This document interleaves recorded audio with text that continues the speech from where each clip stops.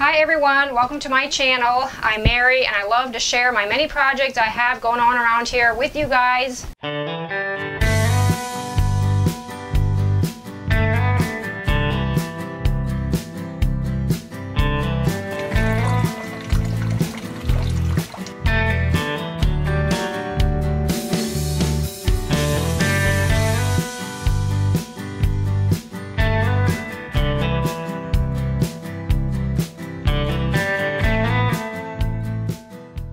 So today's video will be a day in the life that I actually filmed on Saturday. Today is Monday, but before I get that started, I have a few things I want to share with you guys. First of all, I am wearing this shirt that I designed myself. Well, I had some help from my son. He has this famous little bird that he's been drawing for the last maybe year. I see him sketching these cute little birds here. So I did end up using his little image on the shirt. I was inspired to design this shirt when the Vintage Fair incident took place. And if you've been following my channel for the last few months, you probably know what I'm talking about. And if not, I will link the video below on how I had just set up my booth underneath a huge tent in the Vintage Fair, and a storm came through and just blew it all down, and it looked basically like a tornado went through my booth. And I had so many people mention that they saw this sign hanging in my one little section where I had flowers, and I had kind of fixed it up as a garden section. And I had a big sign hanging there that said, his eye is on the sparrow. And that verse comes from Matthew 10:29. And I really felt that day that his eye was on the sparrow, and I felt we were the little sparrows, being protected.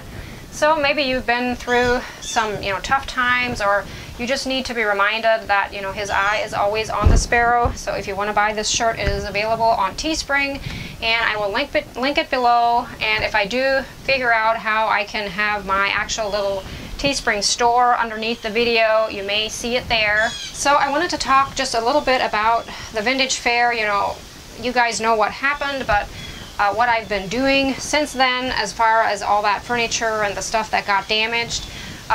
Honestly, I haven't done anything, but I have made some very important decisions. Some I'm really excited about, and many of you encouraged me to do this, so I wonder what you guys think about this. I'm still not just 100% sure I want to do this, but I feel kind of myself drifting into that direction. But I'm thinking of having my own little fair or sale here at our place, maybe a couple times a year, or if it really goes well, maybe I do it once a month.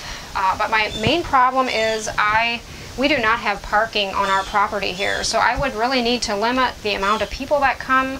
So I thought about doing like a sign-up thing. I don't want people to have to buy tickets to come, but I thought if I could get some kind of program, maybe through Facebook or Instagram, and kind of have a first come first serve, or a sign. If you sign up first, you'll have the first chance to come or whatever. And I wonder if you guys have ever been to anything like that or know anything about it. I've not really done much research on it, but I'm pretty sure I've heard that people do that sometimes. So as of now, that's kind of what I'm leaning towards. I think it would be so much fun to meet some of you guys, and I know there's a lot of local people here in the area that would probably come, and I'd love to chat with you all. So what we've been doing, and I'll take you out into the shop shortly here, but my husband started building a wall in our shop to kind of divide what I call our shop is the building where I usually store all my furniture once it's finished. And earlier this year I had my actual booth set up in there, where I fixed it up so that I would know how I'd want it once I came up to that fair. And what I do is just have a continuous booth up there in the shop, and it would be so much fun because I wouldn't have to transport the stuff anywhere. And I just keep fixing it up, and once it's ready for to sell, I have that invitational thing where people would come and would be able to purchase stuff they'd like, and maybe even do some garden walks along with that. So I'm just kind of brainstorming here. I'd love some feedback from you guys. If you have any opinions, I'd really appreciate that. Maybe I'm really off the wall here. I'm not sure. Am I crazy to think I could do something like this. But for now, we've often thought about having a wall in there anyway, so it won't be to waste. What we do is You know, we run the saws and we'd create a big mess in the one section, and that way we could, you know, have my finished furniture in the section that would be cleaner, so it would, you know, keep it from getting dirty. And then I look at this building where I have this furniture in. It's nothing fancy, mind you. It's just a plain building, you know, like a shop. And it is white. It has a white siding. And I'm thinking, you know, is that my white cottage? And I'm not even aware of it. It's been here all along. You know, I could maybe fix it up, put new siding on there, and add some trim around the windows, and maybe a row of boxwoods along the front, and maybe some old doors, and maybe even a peak, you know, on the top that says, you know, White Cottage Company. I don't know. I know I'm rambling here, but maybe eventually I'll end up doing something like that. I just feel it would be so much fun.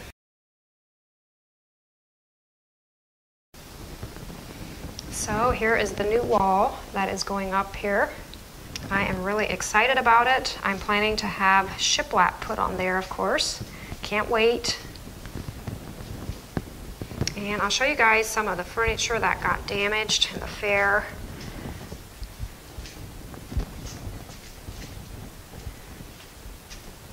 I was impressed that the glass wasn't broken on this piece.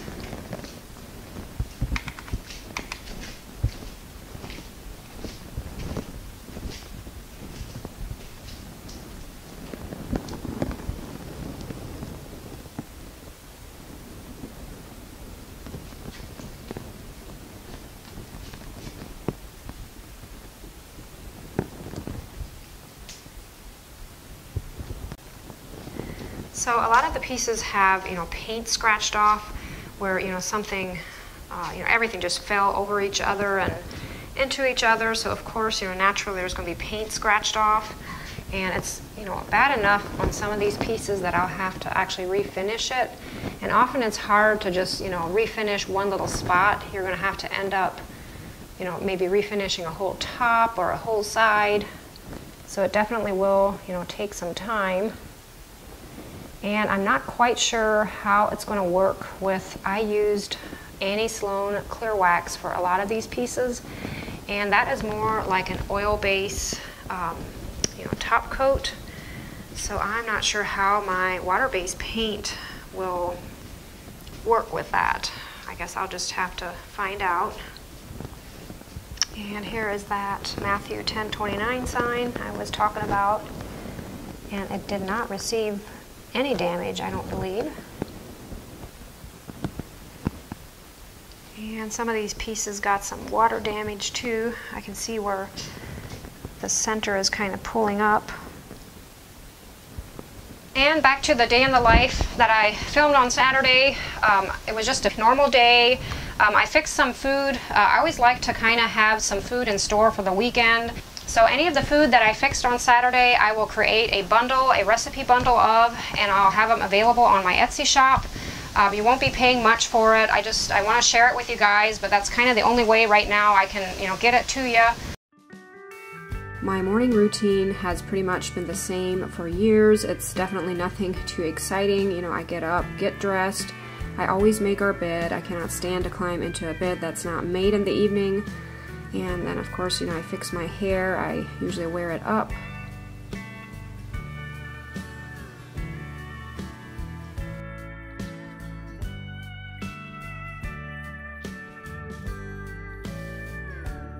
Moto meals, hot cereal is still a favorite of mine. I do eat, you know, some cold cereal, and occasionally I'll have a waffle or something like that. I wanted to talk just a little bit about what keeps me motivated in my life. Not that I'm always in the mood to do everything, but as a whole, I have a few things that I always like to do that I feel help me to get things done. And one of the main ones is create a list. I just love writing things down that I want to do in the next days, and I just love crossing off the things once they're done. It's so much motivation just to see that list then with everything crossed off. And of course I have my, I don't do it like I probably should. I'm sure many of you do better at this than I do, but I just get a lot of motivation from just reading a daily you know, devotional book. I have a favorite of mine right now, and I'll link it below if I find it on Amazon. I've shared it with you guys before, but I will often read, the passage for that day, and then also the scripture that goes along with it. And it's just amazing, guys, how often it just fits to my day or what's going on in my life. It's like it's meant to be. And often, that's what keeps me motivated, during the day if I think back on that, or it's really inspiring for me to do that. I try to eat healthy. I think that really helps to keep me feeling good and feeling like in the mood to do things. So I fail at times on that, but I try to keep my foods whole, like eat whole foods. And something else that I've done for years, probably almost ever since I can remember, is I take a multivitamin every day, and it's a high energy vitamin. It's by Solar Ray, I think the brand is. And I will see if I can link below where you can buy it in case any of you are interested in purchasing it, but I feel it's a pretty good vitamin. So those are just a few methods that I feel, kind of help me to stay motivated. And of course, we all have our days. I have some days where I just feel I need to, push myself to get stuff done.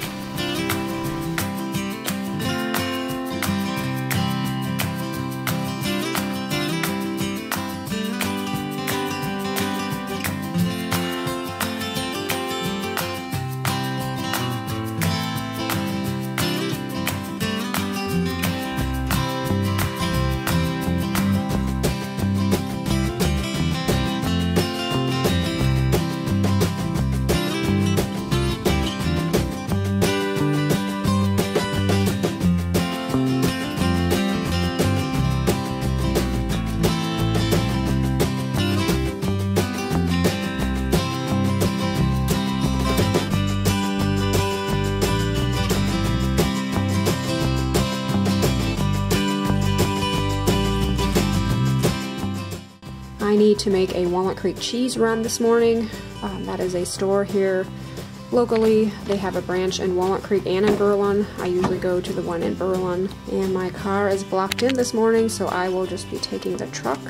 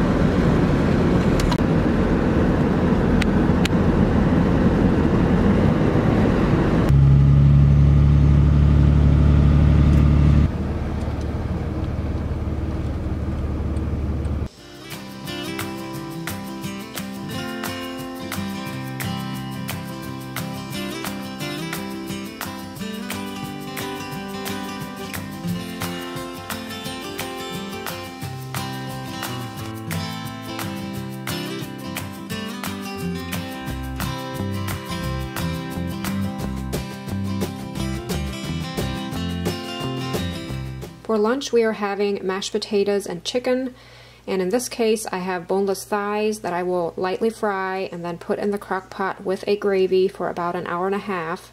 And all the foods you see here, like I mentioned before, I will include the recipes in the packet that I create. I may call it like a weekend meal packet because I am also fixing a casserole, and I'll be boiling some eggs. We like to have hard-boiled eggs on hand. I will include a recipe that we really like for egg salad sandwiches that is very simple.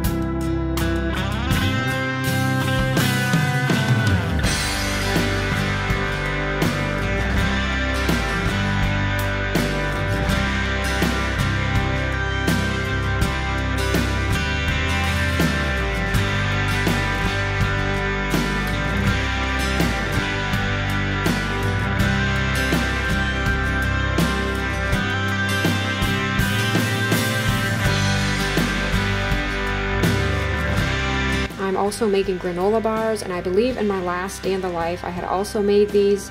These are a favorite of ours. They're very simple and they're healthy. You can freeze them for later.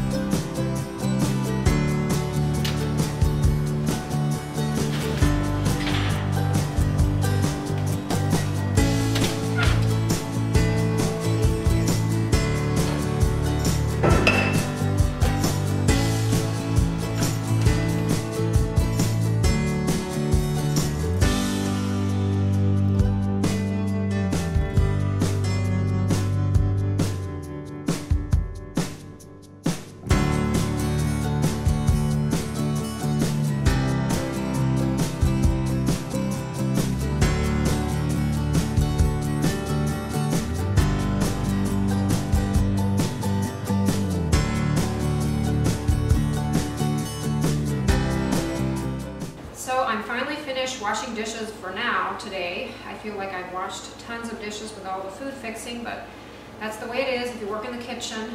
I have two more things I really want to do this afternoon. One is wash my windows along the front of the house here, and the other is I have some railing boxes that I had fixed some petunias in earlier this year. They were really nice to begin with, and then once all the leaves grew out on the trees, I think they didn't get enough sun, so they turned kind of spindly and aren't very nice anymore, so I'm going to switch those out. I bought some begonias that I'll be planting into the pots, so I want to do that. And we talked about maybe taking the boat out today, so I want to try to finish that quickly so we can maybe go boating. So I just quickly want to show you guys what kind of cloths I use to wash my windows. They're Norwex cloths. I could not be without them. There's a damp one and then the dry polishing cloth to go over the window, you know, after you wash it, and it leaves a streak-free finish. I'm always so impressed. It's so easy, no soap required, and maybe every 3 to 4 windows I will, you know, re-rinse the damp cloth. But I will link them below. I'm pretty sure you can get them from Amazon, and I will link these exact cloths, what I use, down below if you're interested in purchasing any. But first, before I wash the glass, I think I'm going to fix some soap water and just go over the window frames. I know there's some spider webs, and I need to remove my screens to get to my windows, so I'll just, you know, go over those quickly too.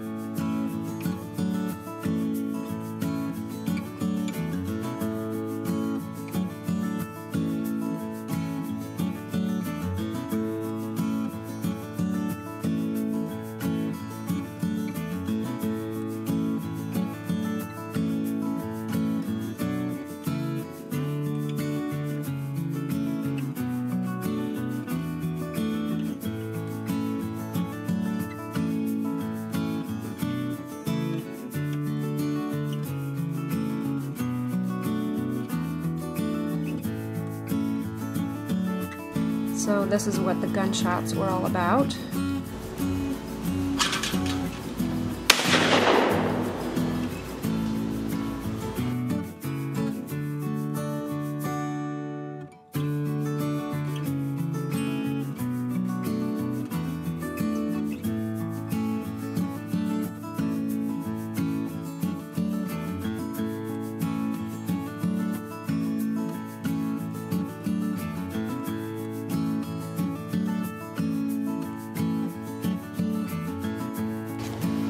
So as I'm editing this, I see it looks like the wind caught a hold of my veil somewhere along the line here, so you'll just have to excuse that.